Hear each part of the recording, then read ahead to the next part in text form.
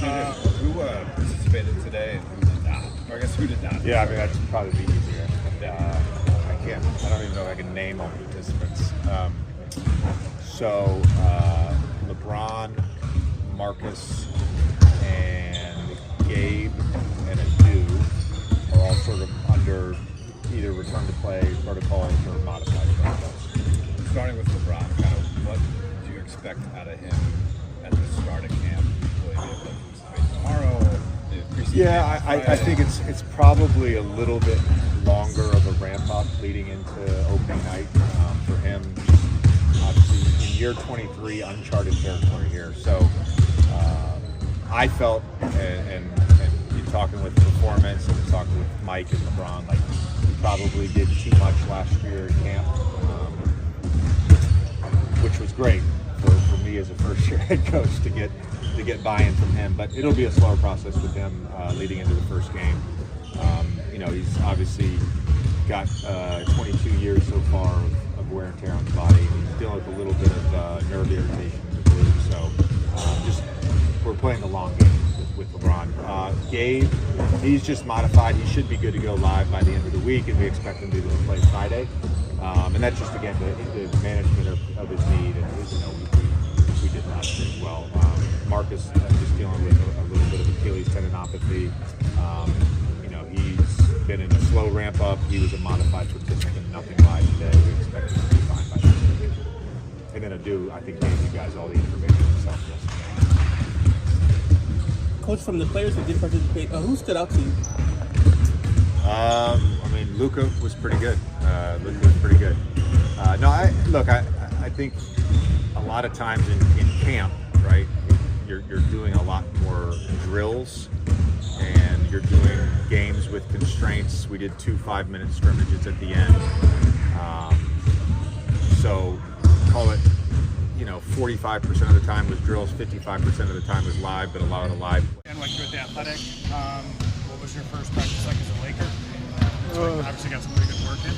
Yeah, a lot of attention to detail. We competing.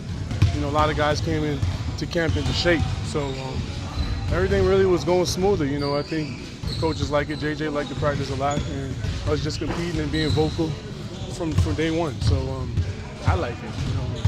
It's pretty legit, and everybody got a purpose. You and Luka entered the league at the same time.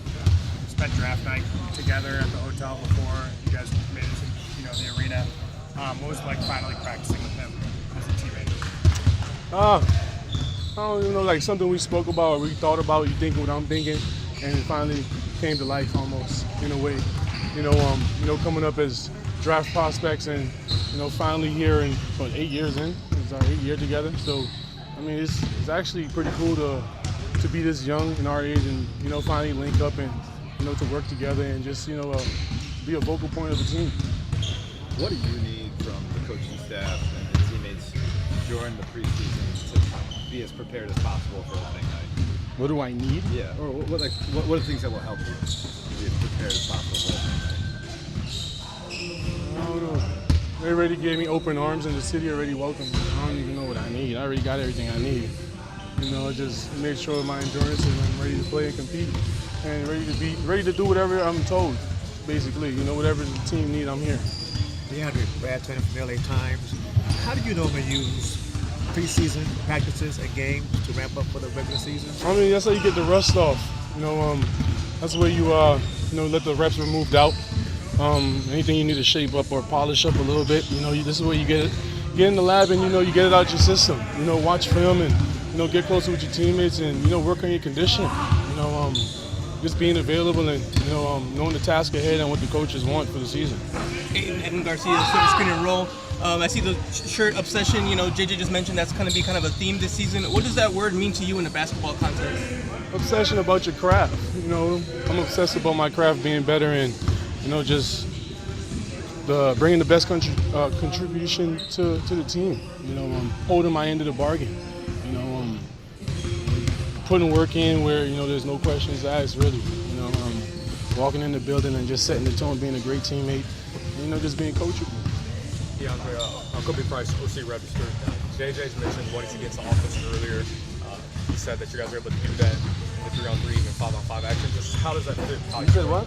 The getting into their offense early. He said that was also emphasized in the 3-on-3 and 5-on-5 you guys did today. Just how does that fit into how you want to? Well, I say my next step in my development is just keeping the game easy, keeping it simple, not really doing too much. And I say just my shooting ability, just to be able to, I feel like I can go anywhere and help a team, put the ball in the basket and stuff like that, and also just being I need to be a better defender as well.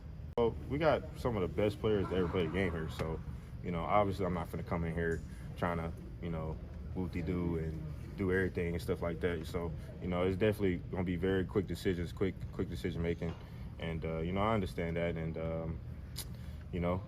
it's either you shoot it or get off of it, to be honest with you, especially when you're a young player trying to learn and stuff like that. So, I still know my game. I still know what I'm capable of. So, like I said, I got a lot of ways to go in this league. What's up, buddy? Come on. Back-to-back days for you. Congratulations. So excited. What'd you think today? It was fun. We had a good time.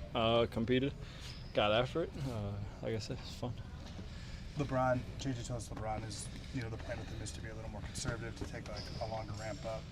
What are the ways you think that him and Luka can still forge kind of chemistry if he's not out there, in live reps all the time? Yeah, just communication.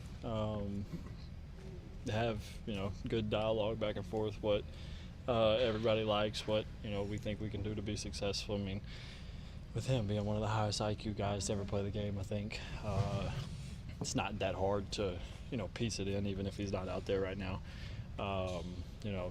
He sees the game just as good as anybody that's ever played the game. So, like I said, just having conversation, dialogue back and forth, what we feel like we could do to, help our team be successful is going to be, I think, key. How did he kind of participate without being on the court today? How did he? Yeah. It's Brian. He's always going to, observe, kind of how he does it and then communication. I think that's the approach that, he's going to take right now is just, being one of our vocal leaders. That's what he's done his whole career. That's what he's done his last, 5 years that I've been with him, so I don't expect anything else. JJ mentioned that there's next week there's a fun exercise he has planned for you guys, a non-physical fun exercise in terms of, I guess, like maybe team building. He said a few guys know about it. Did he tell you, or do you know what he's talking about? Hopefully it's golf. I don't know. He ain't told me. Yeah, told you. Maybe pickleball. He probably picked pickleball or something like that, but he's scared to. I've never beat him in a money game of golf, so I don't know why he wouldn't pick golf. So. Are you good at pickleball? I've played once. I don't know. I decent hand-eye coordination. I play more tennis, so he don't want to play me in tennis. How did DeAndre look, specifically pick and roll with you and Luka? Good. Obviously, these are very new reps. I was able to play a couple pickup sessions with him a couple weeks ago, so we've had a couple more times. It's the first time I've seen him and Luka play, but Luka passes the ball so well that he needs to expect open lobs, open floaters, things around the paint. But it looked good. But we're gonna have to continue to build that and kind of have that learning curve of knowing what and when we want to do stuff. So it was fun.